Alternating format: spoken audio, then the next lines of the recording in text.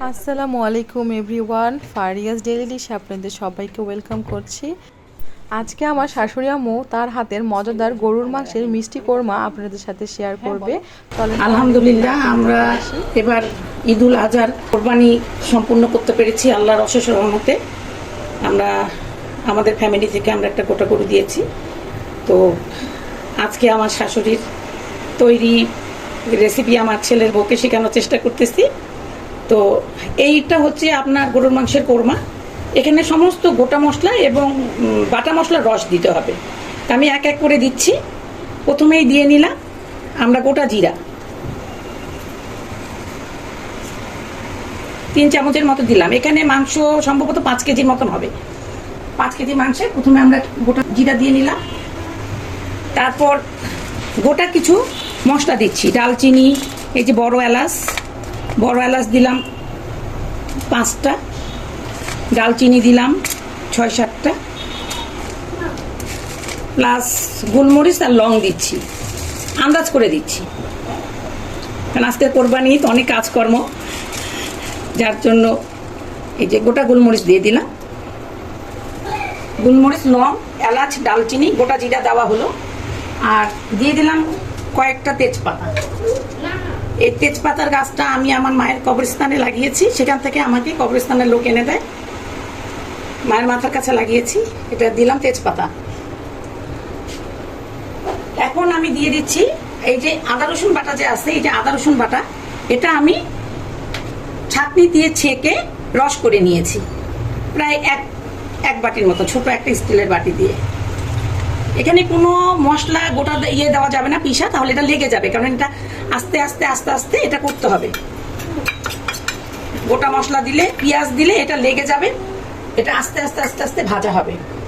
এখানেও আমি দিয়ে দিচ্ছি জিরা আর ধনিয়া, কাঁচা জিরা কাঁচা ধনিয়া আমি ব্লেন্ডারে ব্লেন্ড করে তারপর আমি এটা ছেঁকে দিচ্ছি রস করে। এটা আর আমি গোটাগুলা দিব না, এটা রস করে দিচ্ছি।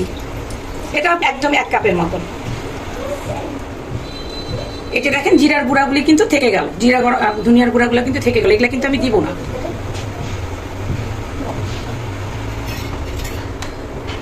তারপর আমি দিয়ে দিচ্ছি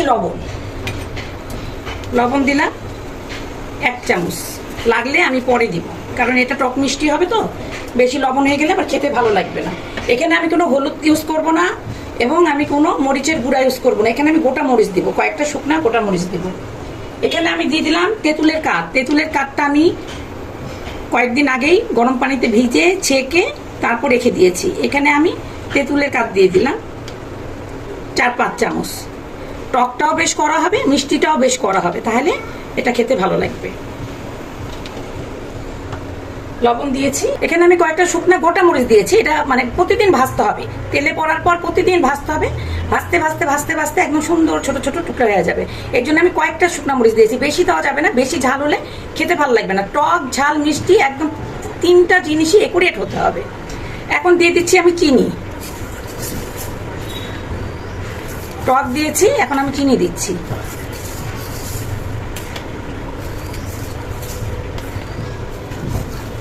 এখানে আমি 5-6 চামচের মতো চিনি দিলাম।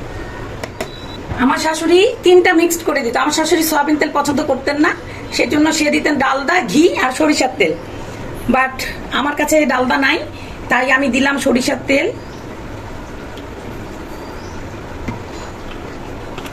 সয়াবিন তেল। এটা কিন্তু অনেক তেল দিতে হবে, যাতে তেলের মধ্যে ভাসে একদম এটা। আর দিয়ে দিলাম ঘি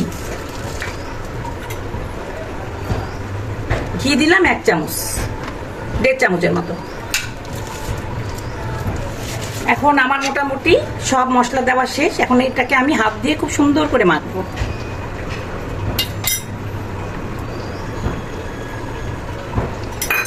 বিসমিল্লাহির রহমানির রহিম।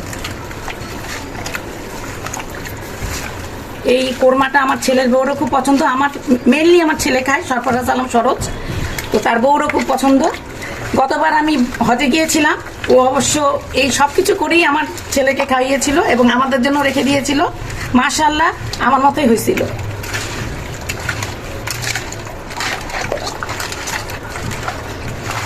এটা আর কিছুই করব না। এটা প্রথমে আমি অনেক আঁচে আমি এটা করব, পরে যখন এটা তেলে পড়বে তখন আমি এটা নামায় রাখবো এবং প্রতিদিন আমি এটাকে আস্তে আস্তে আস্তে আস্তে করে গরম করব। কোনো পানি দিয়ে গরম করব না, কোনো পানি দিয়ে গরম করলে ওটা খেতে স্বাদ লাগবে না। এটাতে আমি কিন্তু কোনো পানি ইউজ করলাম না, এখান থেকেই যথেষ্ট পরিমাণে পানি বেরোবে। তবে আমি গোস্তগুলি ধুয়ে ছাঁকনিতে রেখেছিলাম, পর্যাপ্ত পানিটা পড়ে গিয়েছে। হ্যাঁ, সবাই আমাদের জন্য দোয়া করবেন। আপনারাও সুন্দর করে কোরবানির মাংস রান্না করেন, খান, মানুষকে বিলান, গরিব মানুষকে বিলান। হ্যাঁ, আর আমাদের জন্য দোয়া করবেন। রান্না শেষ হয়ে গেলে কি এটার চেহারা কেমন হলো, হ্যাঁ, সেটা আমি আপনাদেরকে পরে শেয়ার করব। এখন ফাইনালি আমরা এটা চুলায় চড়াতে যাচ্ছি। বিসমিল্লাহির রহমানির রহিম। এই যে একদম চুলার পুরা আঁচ দিয়ে দিলাম। এখন আমি এটাকে ঢেকে দিলাম। এটা যখন ফুল আঁচে হবে, হয়ে যখন তেলের মধ্যে পড়ে আসবে তখন আমরা একদম আঁচটা কমিয়ে দিব। আলহামদুলিল্লাহ, কোরমাটা ফাইনালি তেলে পড়েছে, বাট এখনও কিন্তু এটা সম্পূর্ণ হয়নি। এটা কালকে সকালে আরেকবার গরম করতে হবে, একদম ভালো করে গরম করতে হবে। অল্প গরম করলে কিন্তু যে কোনো তরকারি এই গরমে আবার গন্ধ ধরে যায়। এটাকে ভালো করে আবার খুব ভালো করে এটা গরম করতে হবে এবং এটা প্রতিদিন অন্তত 5-7 দিন এটাকে সুন্দর করে গরম করতে হবে। গরম করলে আস্তে আস্তে আস্তে আস্তে কোরমাটা একদম সুন্দর একটা তেলের মধ্যে একদম ভাজা ভাজার মতন হয়ে যাবে, তখন এটা খাওয়ার মতো উপযুক্ত হবে। তো ঠিক আছে, ফাইনালি আবার আপনাদের সাথে দেখা হবে এটা সম্পূর্ণ হয়ে যাওয়ার পর। আজকে 3 দিন কোরমাটা ফাইনালি ডান আল্লাহর রহমতে। এখন এটা খাওয়ার উপযুক্ত হয়ে গেছে, বাট এটা গরম করলে আরও মজা হবে, কিন্তু অনেক শক্ত হয়ে যায়। আমার বাচ্চারা আবার অত শক্ত খেতে পছন্দ করে না, একটু জুসি জুসি খেতে পছন্দ করে। তো আমি একটা বিসমিল্লাহ করে আপনাদেরকে উঠে দেখাচ্ছি যে কত সুন্দর হয়েছে। আমরা অনেক বড় বড় করে মাংসের টুকরা কাটি না, কারণ ভিতরে কিছু ঢুকে না। এই যে আপনারা তো দেখতেই পেলেন আমার শাশুড়ি আম্মু কত সুন্দর করে আপনাদের সাথে গরুর মাংস কোরমাটি শেয়ার করেছে। আপনারা অবশ্যই বাসায় এই রেসিপি ফলো করে তৈরি করবেন। আমার ভিডিও যদি ভালো লেগে থাকে অবশ্যই লাইক, কমেন্ট, শেয়ার করে পাশে থাকবেন। আজকের মতো বিদায় নিচ্ছি, সবাই ভালো থাকবেন। আল্লাহ হাফিজ।